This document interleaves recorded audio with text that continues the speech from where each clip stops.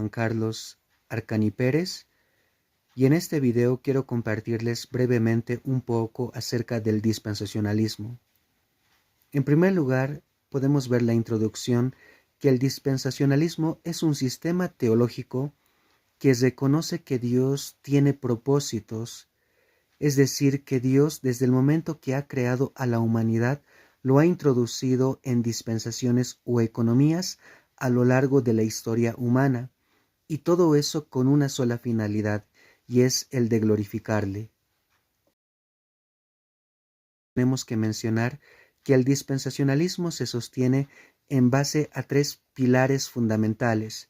Primero, en el dispensacionalismo hay una clara distinción entre Israel y la Iglesia.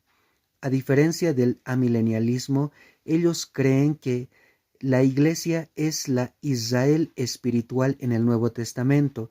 Sin embargo, en el dispensacionalismo creemos que la Iglesia e Israel son dos grupos de personas completamente diferentes. Ambos tienen un propósito diferente, un destino diferente, promesas diferentes, y ambos están dentro del plan de Dios, cumpliendo el rol que tienen en esta tierra. En segundo lugar, el dispensacionalismo interpreta la Biblia de manera literal, es decir, ellos agarran las profecías acerca de los últimos tiempos y lo interpretan de forma literal, a diferencia de los amilenialistas que lo interpretan de forma alegórica o espiritual. Y en tercer lugar, el propósito de la humanidad en la historia tiene la finalidad de glorificar a Dios.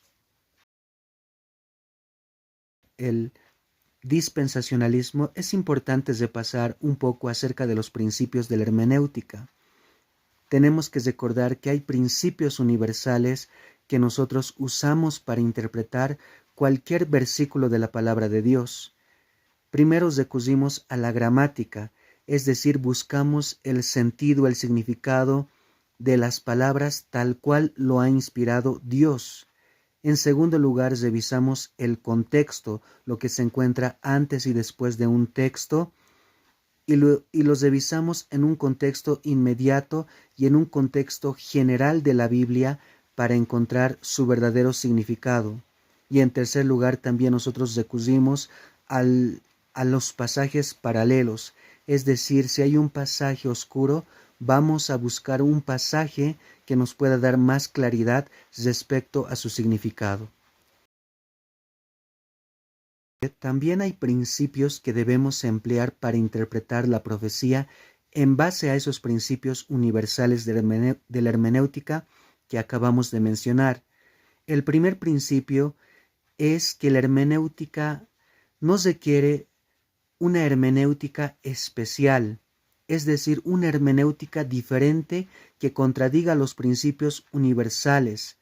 Tenemos que interpretarle la Biblia, los pasajes proféticos, al igual que cualquier parte de la Biblia.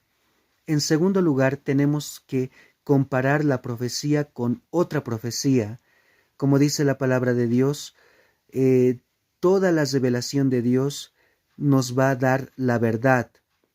Es decir, si queremos interpretar un texto, vamos a recurrir a otro pasaje bíblico.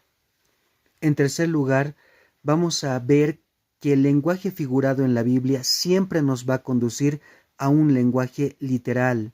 No es posible que un lenguaje figurado se quede en otro lenguaje figurado. Siempre el lenguaje figurado o espiritual en la Biblia nos va a transportar a un lenguaje literal. Y en último lugar, tenemos que recordar cómo las profecías se cumplieron de forma literal, es decir, ninguna profecía del Antiguo Testamento que era figurada permaneció como algo figurado, como algo alegórico. Eso se interpretó más adelante como algo literal. Por ejemplo, si hablamos del nacimiento de Jesucristo, ese acontecimiento profético que mencionó Isaías se vio de forma literal. El sensacionalismo